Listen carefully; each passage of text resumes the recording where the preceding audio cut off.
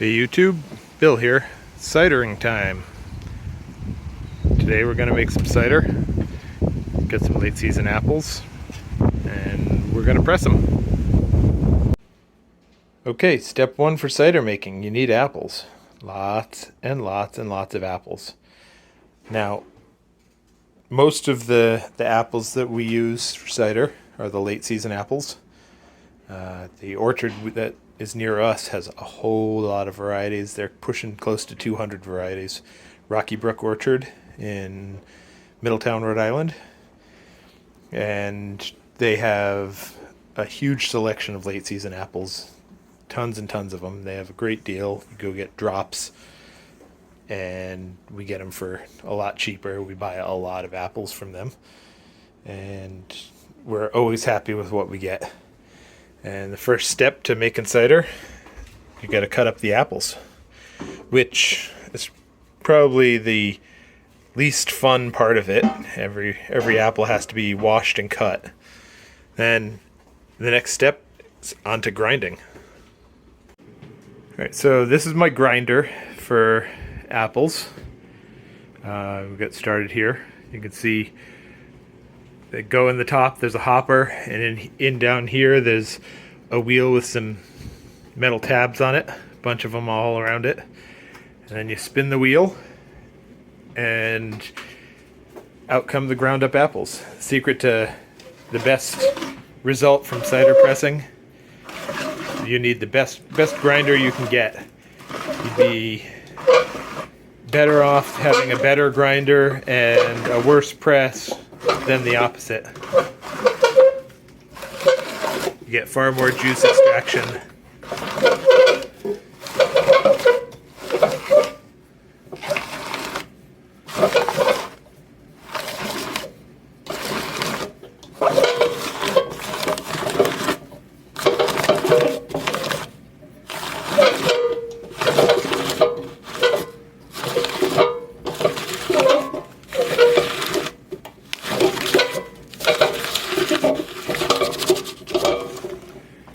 Now we just keep doing that about 1,000 more times, and then we'll have some ground up apple ready to go in the press. Okay, now we're ready to start pressing. We have a bucket of ground up apples and our press all set and ready to go. And the idea is that you put those in there with the mesh bag, and it keeps the apples from what will be called the pomace from being pressed out through the sides of the thing. And then out the spigot will come fresh cider. Okay, we got it loaded up, and you can see the thing I mentioned about grinding, that the better the grind you have, the better the cider you'll get. We haven't even started pressing. All I did was put it in there, and I got cider pouring out. So the idea is that you fill the bag up, and you want to take the bag, cover it over the top, and then we have our solid blocks of maple. Put those on top. I like to just kind of press it down with my hand a little bit. As fun as this is, that ratcheting mechanism takes a real long time. Now the trick is you gotta put these blocks on, because as you press it down, the idea is that you want to get this thing as far down as you can pressed. So we gotta set up our little blocks here. Then we gotta turn this down to the top of the blocks. And the trick, once you get it down there, you want to get it so that it's spread across the two blocks, not pushing them off like that.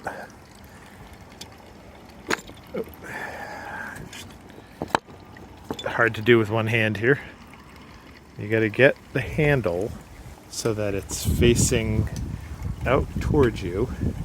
And once it is, now you just got to make sure these blocks are all lined up, because there's barely enough room for them to get past down in here. You can see that right now, those blocks are almost end to end. There's probably maybe a little less than a 1/4 inch at the end of the blocks. And you can kind of like shift them around a little. But the idea is that as you're pressing it down, you're putting more and more force on this. As you put more and more force on this, then the blocks will be harder and harder to move. So the closer you can get them to aligned, usually I keep a hammer sitting right next to me while we're doing this, because at some point I'll need to do that. So I'm going to get this the rest of the way set up, and I'll be right back. Okay, so the way this whole mechanism works is these little pins, and I don't know if you can see them, but down there's those holes right down in there. And the idea is that these are sloped that way, and as you move this handle forward, they drop down.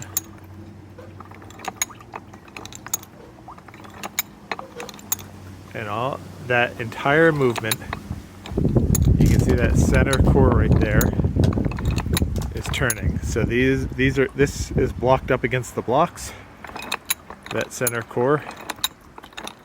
Get the camera to focus. There we go. So each little crank of that moves it probably about 1/8 of one of these threads. So as you work your way down, it's just a lot of this. And as we crank, satisfying thing after chopping all the apples and grinding all the apples, out comes the cider.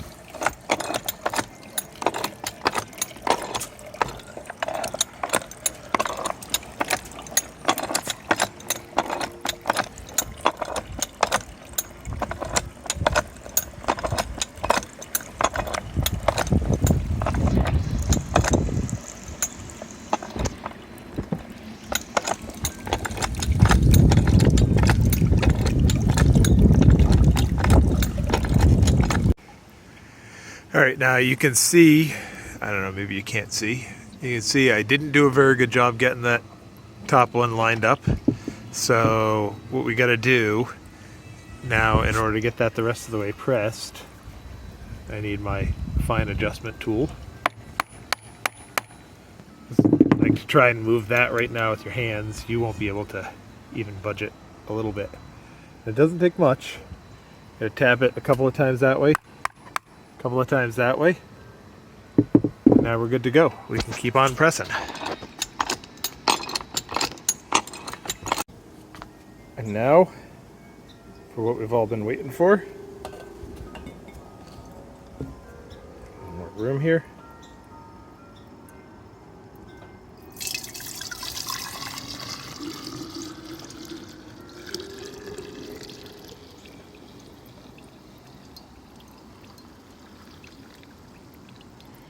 And that's it. That's a half gallon of cider. And I got another half gallon in the house that I already poured off. I'll just keep on pressing until we have no more apples. Thanks for watching. I forgot the other part of tediousness. In order to actually pull all this stuff out, you got to take these, flip them around, and now it will ratchet in reverse. Now you gotta slowly unratchet this until you can get it enough so that this becomes loose. And once you do, then you just spin it the rest of the way.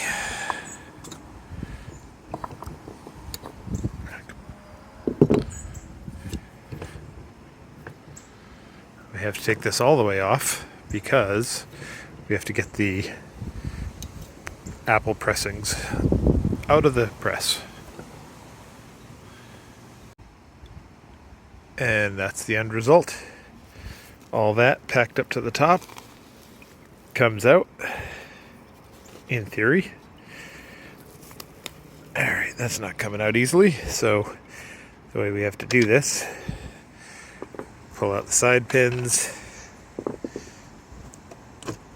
open that,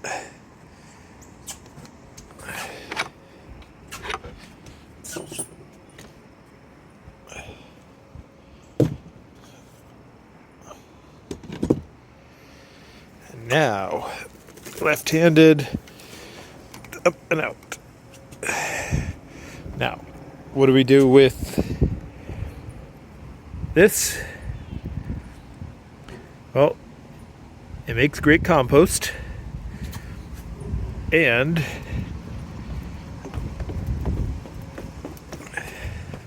I don't feed a lot of it, but as a special treat, I give it to my chickens.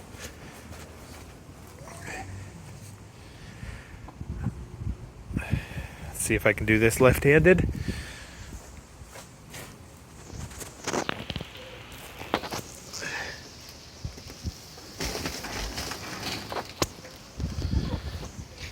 All right.